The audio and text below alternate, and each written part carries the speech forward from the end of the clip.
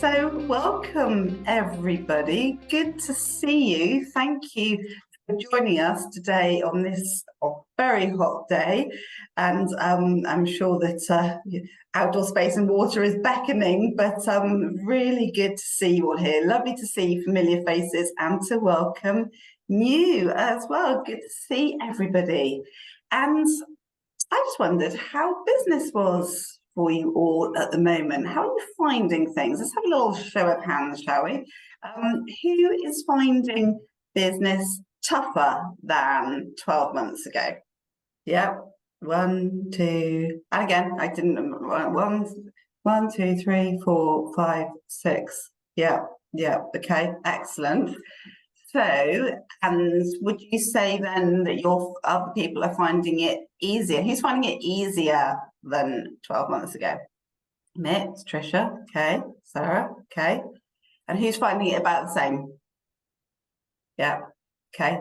So the majority is, I think it's fair to say the majority of people here are probably finding business tougher than it was 12 months ago. And I've personally been feeling that, and I've got that sense from people that I've been talking to as well. But sometimes you just think it's you, don't you? You just literally think that, oh, bless you, Sarah.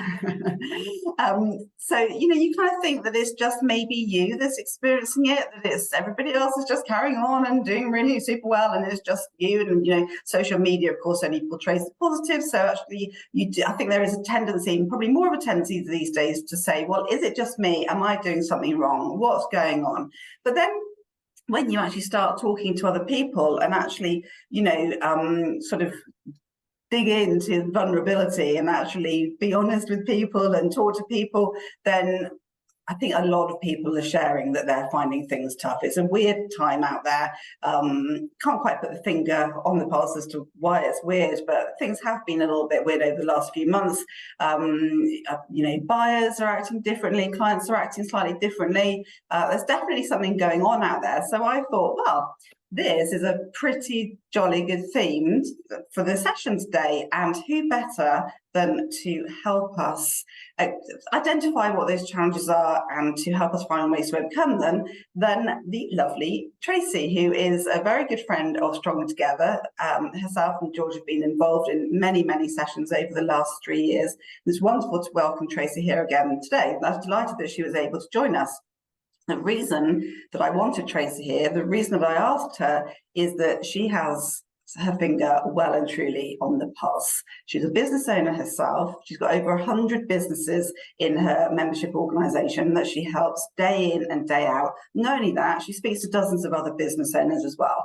And she's a coach. So I'm very proud to say that she's a friend, she's a confidant, she's a supplier, and also has been a client. And there's not many people that you can say that about. So I completely trust Tracey and what she says and what she's identified, and the ways that she helps people overcome the challenges are proven. She has helped dozens of business owners and businesses grow over the years.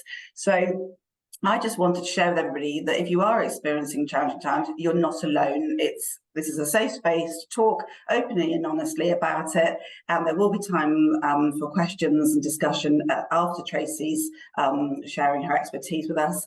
But over to you, Tracey. I'm looking forward to identifying what the actual challenges are and how we can overcome them. Thanks, Julia.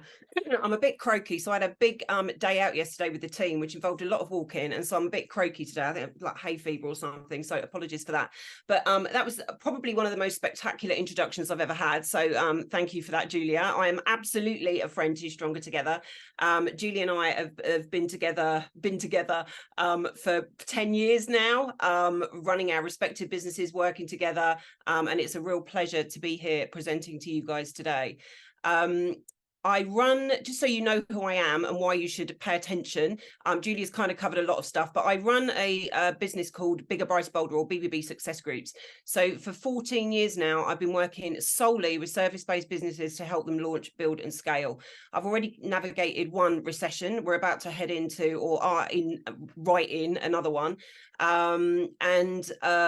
Julie mentioned dozens of businesses. I've actually worked with hundreds over that period of time to help them grow and to help them navigate challenges. What I want to do today is interesting, the mix. So 3 of you are sailing. I'm curious as to why you've come today, because this is all about overcoming challenges, and you sound like you've got everything sorted, which is fantastic. I appreciate there's always stuff to learn, but lovely to hear. And this is, you know, part of the joys of groups, is it's lovely to hear that some people are killing it, even, you know, in a challenged environment. But what I really want to do, I thought long and hard, because honestly, I've got content coming out of my ears. I could talk to you all day about various different subjects, and I went down various rabbit holes on various different things. But what I decided today, so I wanted to spend a bit of time doing some Q&A for you guys. So please do bring questions to the table at the end. I will leave plenty of time for Q&A.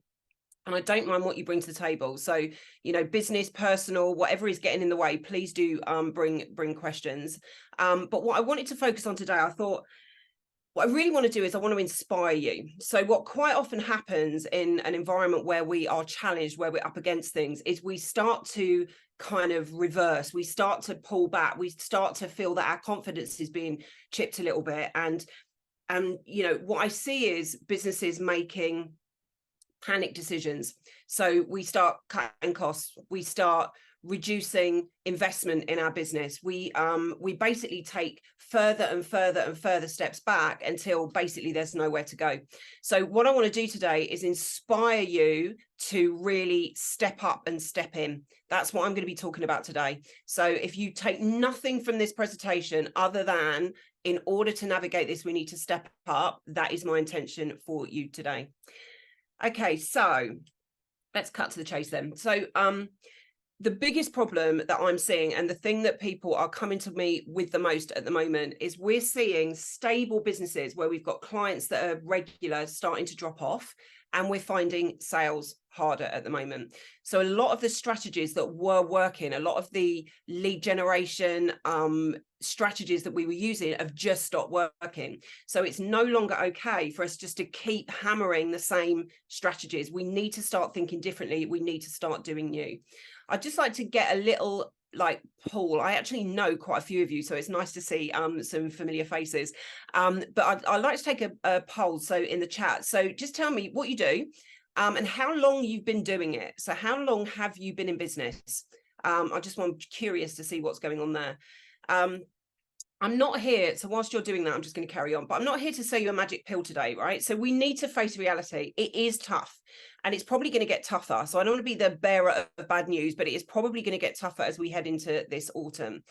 As the market squeezes, what you'll start to see is a wave of new businesses that start to set up in your spaces, right? So that's going to squeeze the market even more. So as increased competition meets increased uncertainty, the market will reduce. We've talked about panic strategies, and what I want to do is get you out of this idea that we just need to keep moving back and start moving forward. So what have we got in the chat? Let me have a quick look. Just move that out of the way. Early, 13 years. Yeah, 18 months. Okay, some nice newbies.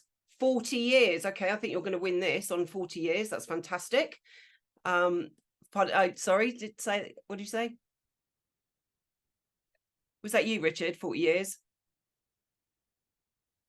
No, Jim. You, Jim. Okay. Richard, I can see you speaking, but I can't hear you at all. 12 years, 16 years. Right, okay. So for those of you that are new, you definitely want to hear this content today. For those of you that have been around for longer than probably about 3 years, you are definitely going to know what I'm talking about, right? So apart from the ones that are killing it at the moment, sorry, I've got a fan here, which is trying to cool me down, and it's making my eyes water. So let me just move that. I'm not crying. I'm just, yeah, my eyes are watering. So for those of you that have been around for any length of time, you're really going to know what I'm talking about. You're going to see how much this market has changed. And it's shifted dramatically. It really has. Between the months of March 2020 and September 2020, so that 6-month period, we experienced 5 years of evolution in the business landscape. 5 years, and that trajectory has not, I mean, it's slowed down a bit, but it's not slowed down. So what we're seeing is constant dramatic changes in the landscape, in the way we do business, in our clients, and that's what we need to mitigate. But what we need to do about this, what we need to do to address this, is stop pulling back. We've got to stop pulling back. You've got your hand up, Jim. Did you want to say something? Yeah, you're just talking about the rate of change and so on, Tracy, and it made me think about AI, ChatGPT, because I Yep. think that's a real game changer. Yeah, it is. Is that okay? Do you want to talk No, I about just it, or throw that it's making you think? Right, I see. So it's making you think about what's happening. Yeah. So let's look at. I mean, AI. It's mad. If you think about the rate at which this is changing, you're not wrong. It is changing at a rate of knots, and so AI is scary, right? So we don't know what it is. We don't know what it means. A machine's going to take over the world. Who knows, right? So what we've got to do is, instead of keep pulling back and getting fearful, what we have to do is step forward. In my opinion, we have to adopt the best of AI. I think there's a point at which we need to draw a line on it, but we'll see how it pans out. But there's real opportunity here to adopt the best of it and to use that to leverage and help us potentially move forward. So yeah, really good point. I want to share a quote from Wayne Dyer, which I only heard on Tuesday, and I thought, bloody hell, that is perfect for this presentation. And this is his quote: "There is no scarcity of opportunity to make a living in what you love. There is only scarcity of resolve to make it happen." I really want you to think about that. There is no scarcity of opportunity to make a living doing what you love. There is just scarcity of resolve to make it happen. What we're going through at the moment is a massive test of our resolve as business owners, massive. And the more we can step in, the more we can develop our resolve to make this work, the better chance we have of surviving this. Yeah, I absolutely loved that quote as well. Most of the issues that I see with business owners are not the economy. They're not to do with the economy, and they are not to do actually with any outside forces. Most of the issues that I see with business owners, most of the things that are getting in the way, is not what's happening, it's the attitude towards it. If we can spend time addressing our attitude towards it, everything changes, despite what is going on externally. So that's really what I want to fundamentally talk about today. There's lots of research that talks about what it takes to survive in a recession, right? So we're heading into a downturn. It's tough. There's lots of success stories and lots of research about what it takes to succeed in this space. And in each of those stories, it talks about a consistent theme, which is this increased resolve. Yes, we have to adapt. Yes, we have to think about how we change. Yes, we have to embrace things like AI and what's AI and what's available to us. Yes, we have to adapt. But as long as we consistently have this resolve to make it happen regardless, we will succeed. And that is where the success stories come from. So it's going to be my theme for today. We need to keep stepping in and not stepping out. I totally get it's hard. When things went south in March 2020, so I'm sure all of you remember where you were, like when Kennedy was shot. We all remember what happened in March 2020. What a pile of shit. I hope you don't mind that I swear. I'll try and keep it to a minimum, but honestly, that's the only way I can describe it. It was absolutely horrendous. For business owners, what a horrendous time for us to go through. What we saw during that period was lots of businesses pulling back, like exactly what I've talked about. So they stopped, they freaked out, they froze, they paused, they didn't know what to do. Within BBB, within the people that I work with, what we got them to focus on was to pull away from thinking about all the things that you can't do, right? Yes, it's changed. Yes, it's hard. Yes, it's difficult right now, but stop focusing on all the things that you can't do and let's focus on actually what we can. And so what we encouraged them to do was things like, let's look inwardly at our clients. Let's spend this time getting closer to our clients, understanding them more. What other services and support can we offer them during this period? How can we talk to our prospects? So those you couldn't sell during that period because you were some kind of pariah if you tried to sell anything during that period. So we had to pause. So what can we do to get close to our prospects? How can we offer them support? How can we just offer a little bit of love? Many of the businesses that I work with did some of the projects that had been long overdue. So we went through a big rebranding project. Lots of businesses looked at things like websites. They did strategies. So all the stuff that was kind of put on pause. What they didn't do was sit waiting for someone else to tell them to move forward. And what happened in June was when the market suddenly popped up again, which it did in June, while lots of businesses outside of where we were floundering, so struggling to know what to do next or struggling to get the momentum going again, most of the guys within my club, within where we were working, they were ready And the moment that market popped up, most of them managed to recoup all the lost income over that 3-month period because we were ready. So we don't know what's around the corner, but we've got to keep stepping in, right? We need to be ready for whatever happens. The key message here is we do not have to be passive bystanders in what's unfolding.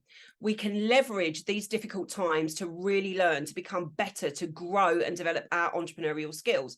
It will take courage, but if you take a little bit of a stock check of your life so far and look at the adversity that you've faced and overcome, you are well versed in overcoming adversity. So we just need to get courageous. We need to step up and step in, not be passive bystanders. If you want to win in this economy, you have got to step in. Okay, so I'm going to today look at two sides of running a successful business. One is retention, so keeping your clients for longer, and the other one is sales. I could talk all day about both of those subjects, especially sales, but what I'm going to try and do is keep it to a minimum. So I've come up with 3 key areas that I just want to touch on in each of those sections, and then I'm going to give you 4 or 5 additional pointers in this market. So it's tactical stuff today. We're not talking strategy. I've got 25 minutes. I can't do an in-depth strategy with you. So I want to look at some key tactics to keep you on track during this period. Does that sound, am I on track with everyone? Does that sounds good? Okay, perfect. Right, so I ask you to keep an open mind, right? There'll be stuff here that I know you've heard before, right? Just because you've heard it, don't allow your brand to shut down. Yeah, I've heard that, doesn't work for me, can't do it. Just remain open-minded. Please remember that the stuff I'm sharing with you today, as Julia mentioned, this is not theory from books. This is stuff that has been built over 14 years experience on the front line with our members, helping them navigate. Titian's got an awesome background. It's like stars just flying past. That's really distracting, but I'm going to try and carry on. I love it. It's based on years of real world experience, like on the front line, helping business owners navigate not only what's going on externally, but also what's going on internally. So I do know what I'm talking about. So please do try and keep an open mind. All right, so client retention is the first one we're going to look at. So most businesses aren't focusing anywhere near enough time on keeping their clients. Most are constantly focused on chasing the new ones. The big topic at the moment is lead generation. So everyone's like, I need more leads. I need more leads. I get that. I'm going to circle back to a little point about that later. But where we really want to focus our times, particularly you guys who have been around for a few years, is on customer retention. And there's just not enough effort. So 3 things I want to look at in this space. Number 1, connect more with your current clients. I appreciate for some of you, this might sound like teaching you to suck eggs, but just those little extra efforts of connecting more with your existing clients is really important right now. Get close, ask questions, see how they're getting on, get feedback. I often find that people are afraid to get feedback in case it's not great. But if we don't know whether we're delivering value or not, how the hell can we fix it? It's really important. Having regular conversations and stepping up the closeness to your existing clients means that you are much more likely to be able to spot opportunities to offer more value, perhaps even different services. So staying close to your existing clients is key. Have a think about how can I stay, even if you think you're doing brilliantly, what are 1 or 2 little things that I could do to get closer to my existing clients? At BBB, we have a customer services manager, Bettina. Her job is to talk to our clients all day, every day. That is all she does. What we're looking for are opportunities to add additional value. Where can we add a little bit of extra support? Where can we give them a little bit of extra love? We maybe sometimes put something in the post if there's something to celebrate, or there's, they're just having a particularly tough time at the moment. So our aim is always to delight our members. We don't always get it right, but we do our best. So we already deliver a great service, but these little incremental extras are what is making a difference right now from a retention perspective. So have a little think about what you could do as an extra. Number 2, have a process when someone says they want to leave you. It's always heartbreaking when someone says that they no longer want your services. I get that. 14 years into running this business, I still take it incredibly personally when someone says that they no longer want to work with me. I'm very sensitive. But we need to fight for our existing clients, right? And especially those clients that we know we can help.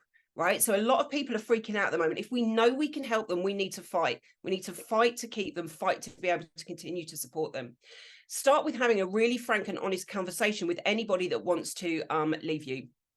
Find out what the challenges are. What are they really facing? What are the real issues? What's the real problem? Why is it that they're truly thinking of leaving? And don't just take what they say, because people will convince themselves of all sorts of things. What you want to do is you want to get under, you want to find out what the real issues are here.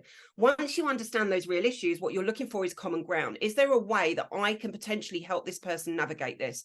I've had lots of conversations like this, and quite often what I find is there's one or two little things that if we could do, if we could support, if we could help them navigate, there's an opportunity to keep that client for longer. So have those conversations and be brave with those conversations on really digging deep. Don't just let your clients drift out the back door. Really, really work hard for them. If you can't find common ground and you can't keep them, make a plan for getting them back. So agree with them that you'll put milestones in to check in, make sure they're okay without you, and see if you can make a plan for bringing them back. That's key.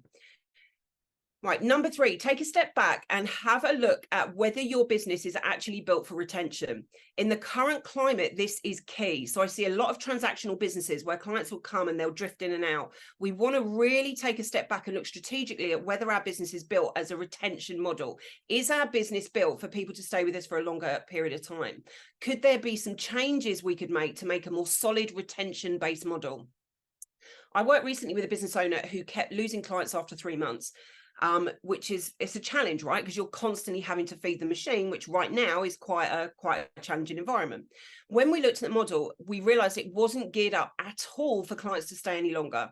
So we reworked that model, looking at a completely different target market who would value the services over a much longer period of time.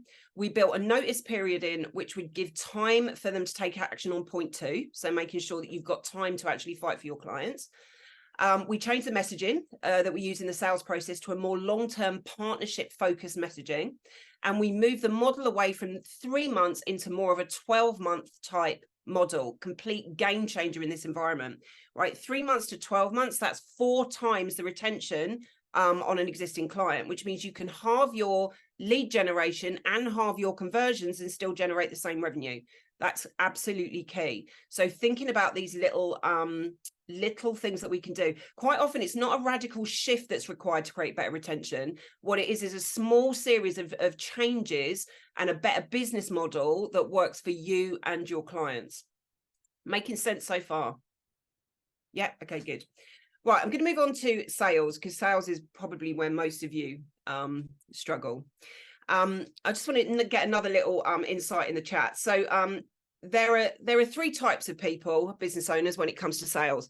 There's the one that loves it. So they just love it. They love a sales conversation. They could literally have sales conversations all day. There's the one that knows it's a necessary evil of part of running a business, and they'll do it, but they don't love it. And then there's one that would rather gouge their own eyes out with a spoon than have a sales conversation.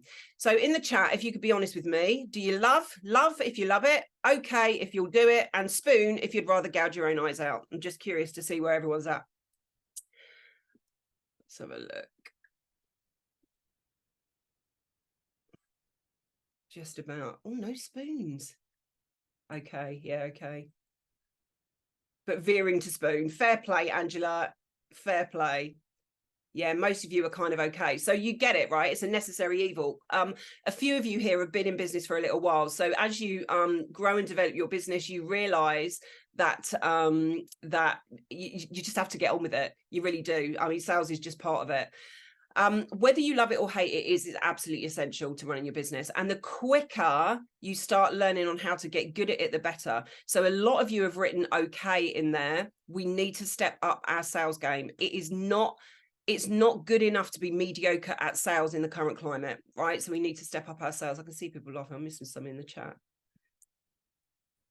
Only to nice people. Yeah. One of the joys of running your own business is you get to choose who you work with. So, yeah, I agree with you. All right. Yeah, I talked about it not being okay to be mediocre. It really isn't. If you are okay at sales, it is time to start learning how to get better at sales. Sales is not ramming a product or service down someone's throat that they don't want or need, right? This is what most people's definition of sales is, and why they don't particularly love it. Sales done well is a process that creates certainty in your prospects and it helps you to make it easy for them to buy from you if it's done well. It can be an absolute joy for both parties. And I promise you, I've taken really resistant people around sales into people that actually love sales and love the sales process. It is possible. Sales is not marketing. Marketing is what generates leads for you. Unless you sell those leads into becoming clients, you will not get results. And many business owners are wasting a lot of money on lead generation because they have not worked out how to actually sell them. Most business owners, I find, are hiding behind marketing, hoping that they'll never actually have to sell, that we'll create this funnel that will just deliver us a steady stream of people that are so excited about our services and products that they want to buy.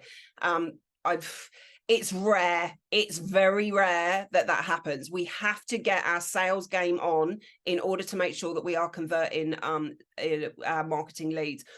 Sales first mentality, right? So if you're feeling that there's gaps in where you are right now, think sales. Sales needs to come first, then marketing supports sales. If we're going to take steps to address the issues that we're really facing in this right now, we have to understand what we're actually up against. And right now, what we have is an uncertainty epidemic. That is what the problem is, right? Your biggest competition right now is not your actual competition. It's customers doing nothing or trying to do stuff themselves because they are not convinced that you are going to give them what it is that they need. That is what we're up against at the moment. We have been traumatized over the last 3 years by unfolding events. I mean, just traumatized as business owners, as prospects, as clients. And we're just being bombarded. I mean, I think the aliens are coming. So I think that's the next thing. I think we'll be seeing aliens soon. So who knows? Some of it will happen, some of it won't. But I think aliens is the next agenda item. So brace yourselves. What's happening though is this is creating massive uncertainties and creating uncertainty in you, and it's creating uncertainty in your clients and your prospects. So what do we do about that? We have got to step up and become a beacon of certainty. Now, I appreciate that's just words from here, and it is hard to become a beacon of certainty when we're all freaking out ourselves, but that is what we have to do for our clients. We have to work out how we can become a beacon of certainty. Now, in order to do that, there are 3 things you need to sort out. 1 is you've got to be really confident in who you are. 2 is you've got to know exactly who it is that you serve. And 3 is you've got to be really solid on the value that you bring to the table. Okay, so let's look at number 1, cultivating supreme self-confidence, right? So not just being a bit more confident, we want to cultivate supreme self-confidence. So most business owners are looking outside of themselves to resolve the challenges that we face today. But actually where we need to start is within. I know you've all heard this before, but it has never been more important than today to come within and sort out what's going within. Everything that's going on outside in your little world is reflecting what's going in. So we're going on inside. So we really have to start with what's going on the inside. Building your own self-confidence is crucial. Now, this is probably the area that I work on with most business owners. You know, we talked about the resolve. This bit sits in the resolve, right? So having confidence is critical to you having the resolve to move forward. I really thought about what I could give you, and the best tool I've got is a book by George Swift, who's my business partner, full disclosure, but it is absolutely the best thing I've ever seen for building self-confidence. It's called The 28-Day Self-Esteem Reboot. It's a book that takes you through a 28-day journey of building self-confidence. Here's Jane modeling the book. Thank you, Jane, who has it just available and to hand. It uses simple techniques and a small commitment every day to radically shift your own self-belief and confidence. Here's another one. And it works. It's built on techniques that George and I have been using to help clients build confidence for years, but it's wrapped up in this beautiful process to help you build self-confidence. This is where you need to start. Now, if you would like a free copy of that book, then drop me an email. I'll put my email address in the chat so we spell it right. There we go. Drop me an email if you want a free copy of that. You need to obviously give me your name and your address. And I will put a free copy of that in the post to you. My only ask is that you actually commit to doing it. It is not enough that you buy the book. You have to actually do the work to start building confidence. But even if you are confident, you cannot be too confident. Increased confidence does not suddenly tip over into arrogance. That is not how it works. You cannot be too confident, especially in the current climate. So even if you think you've got your confidence down, I urge you to check out this book and just work through the process over the next 28 days. You will see your confidence really start to shift. I'm just checking my time. Right, I'm going to give you one little technique. So if you don't want the book, that's fine, but I'm going to give you one little technique that I want you to focus on, and it's called the I Like Myself exercise. So grab your pen and paper. Here's what you're going to do. Every day for the next 6 months, every day at the end of the day, you're going to take a few minutes out of your day, and you're going to do 4 things, 4 little things. First thing you're going to do is you're going to ask yourself, what was the highlight from my day? And you're going to write that down. The next thing you're going to do is you're going to say, why was that the highlight? And you're going to make notes as to why that was the highlight for you. The next thing you're going to do is you're going to answer the question, what was my part in that? So what was my part in that being the highlight of the day? I'll give you an example in a second. And then after that, you're going to write the whole sentence, I like myself because something to do with your participation in that highlight. So 2 rules. The first rule is it must be about you. You cannot like yourself because your dog's awesome. So it has to be about you. The second thing is it must be in the present tense. So it can't be I like myself because I helped a friend. It has to be I like myself because I'm helpful. That's not the greatest example, but you get the gist. So let me give you a full example. So if I look at what my highlight of today is. So my highlight of today is turning up here and presenting to you guys. Why is that the highlight? Because I'm on a mission to help business owners be successful, to help them really step into and do what they need to do to be successful in this current climate. What's my part in that? Well, it's a couple of things, really. So my relationship with Julia, which we built over the last 10 years, that's a significant part in it. My other part is having delivered value to business owners over the last 15 years. So I like myself because I am great at building relationships and because I consistently deliver value. Now, where this exercise gets tricky is when we are having a really shit day, which, let's be honest, we've all had at some point over the last month, and we are really struggling to find a highlight, right? So if it's a bad day and we are struggling to find a highlight, on those days is the days where we need to dig deep. That's where we really need to find the highlight, right? Because that's where the education of the unconscious happens. So we really need to dig deep. So let's say on that day, my only highlight was I saw a robin in the garden. That's the best I've got. It was a terrible day. There was a robin in the garden. It was lovely. That's my highlight. Why was that a highlight? Because it was chucking it down with rain, and I just this little magic moment, this little robin came up, and it was just a beautiful magic moment for me. Now, what was my part in it? This is where people struggle. What was my part in a robin turning up in the garden? Well, my part was I'm somebody that appreciates the beauty of nature, which is what made that moment magical. So I like myself because I appreciate the beauty in nature.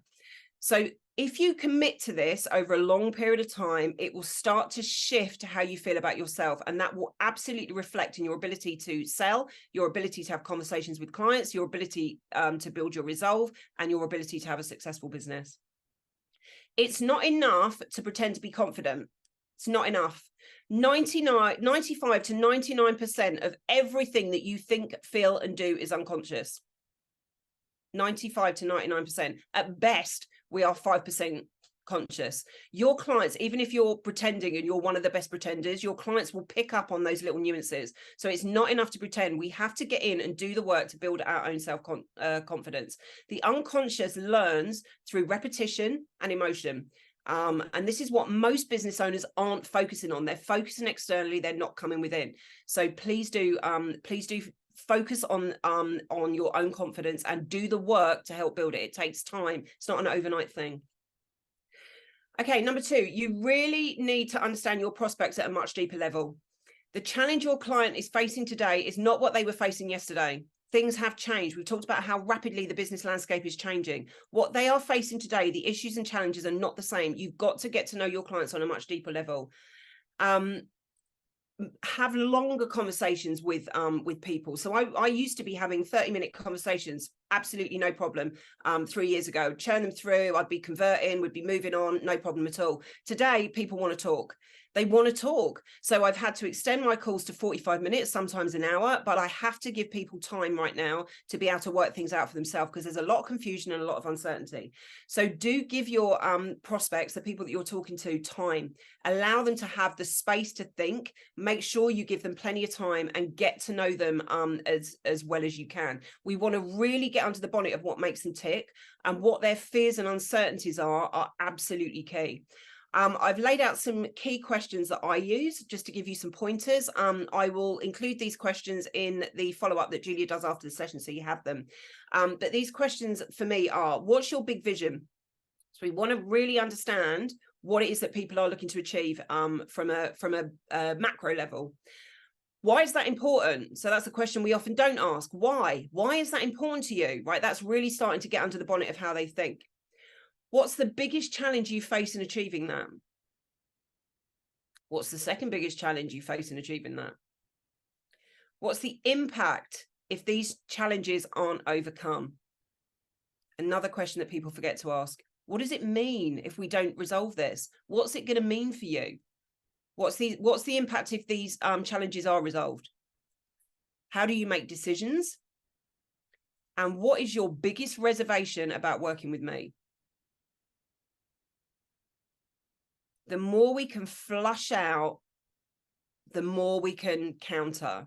And quite a few of us are afraid of these questions. They're afraid to ask these questions. But the more we can get under the bonnet of this, the more we can understand our clients, and we can impact not only what we're doing from a sales perspective, but also what we do from a products and services perspective. I totally agree. Okay. Number 3, we need to communicate our services in a language that our prospects are talking. I'll give you an example, right? So one of the markets we work with are service-based businesses looking to hit 100K, right? So under 100K, looking to hit 100K. We kept talking about revenue. So we were talking about revenue, hit revenue targets. It's all about revenue. And what we realized with a little bit of research is that market isn't talking about revenue. They're talking about income. They don't care about revenue. What they care about is income. Just such a slight shift in the language patterns, but that slight shift completely transformed the way that our marketing was landing. So it's really important that we go back and understand with our prospects and clients, what is the language that they are using, and how can we position what we do in that language? Absolutely key. One really effective way to address all of these 3 points is niching. Now, I know there's at least one of you that's just gone, oh, God, niching. Yeah, I've heard that before. I've heard it before. It doesn't work for me. It's rubbish. Don't want to niche. There's a whole market out there that I'm going to miss out on if I niche. I totally get that. Right now, though, niching is a strategy that is working. Bear with. Should have switched my phone up. Right now, niching is a strategy that is working. It is working in the current climate. It allows you to understand a particular market on a much deeper level. It allows you to build expertise in things like the language that they use.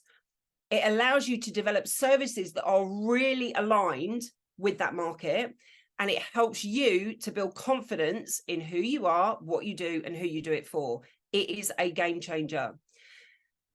Best of all, what niching does, if it's done well, is makes your lead generation way more efficient and effective than it was. Way more efficient and effective. I'm going to use Jules, actually, who happens to be here. Hello, Jules, as an example. So Jules is a performance coach, tons of experience, great at what she does, but she was struggling to stand out, struggling to get leads, struggling to build the business. And what that does is that starts to chip away at confidence over a period of time. So we worked with Jules to get her to completely reposition who she was. She is, her background is working with agencies, so marketing agencies. So suddenly we've got a niche that she already understands. She knows their pain. She knows what the language is. So we've repositioned Jules into focusing on marketing agencies, and it just makes sense. The lead generation is easier. The conversations are easier. It has been transformative. And I've seen Jules from a confidence perspective just pop up, which has been fantastic. So if you have disregarded niching in the past, perhaps now is the time to revisit it. And if you need a little bit of help with that, then drop me a line. Okay, right, 4 little extra pointers, and then I'm going to wrap up and open for Q&A. Number 1, Julia's going to love this one. Prospects need a lot of love and reassurance right now. You need to have a CRM, customer relationship management tool. If you do not have one, get one. The one that we recommend is Capsule. It's about 12 quid a month, I think, 12 quid, yeah, for a starter license. Julia's going to pop the link into the chat for you. If you have not got a CRM, please get one. We have to not be allowing all our hard-earned prospects to drop out the back end. Making sure that we're moving them through a process and making sure that we're keeping in touch with them is absolutely critical right now. And a CRM will help you do that systematically, so you're not letting stuff slip through the net. The next one I want to talk about is storytelling. So I want to direct you to a session that Amanda Downs ran 2 months ago. Again, Julia's going to share that link for me, on storytelling. Right now, storytelling is super powerful. We've got a world of uncertainty, and what people are looking for, they're looking for help. So even though they're reluctant and nervous and decision making is hard, they are looking for help, and stories are what we really connect with. So it's not the same as reading out a case study. You want to get really connected with stories and the emotional story that your clients, your prospects have been on. Share stories. Go back over that session that Amanda did, and she'll tell you all about how to generate great stories. She's brilliant. Couple of other things. Remember who you are. You are a brave, I've written this down so I got it right? You are a brave and courageous business owner who went against the grain to set up and run a business. You had a vision of what you wanted to create, and it was based on delivering real value for your clients. Unlike big corporates, you do not put profit before people. You genuinely give a shit about the people that work for you if you've got teams, and you absolutely care about your clients and delivering value. And you need to remind yourself of that on a daily basis. Increase your resolve to make it happen, because we need more business owners, small business owners who give a shit in this economy. We are the ones that are going to turn this economy round. So we all need to step up for that. The other thing you need to know is we are many. According to the Federation of Small Businesses, there are 5.5 million small business owners in the UK, and they create 3/5 of UK employment. We are mighty when we come together. You are not alone. Being with other business owners who are trying to navigate this is an absolute game changer.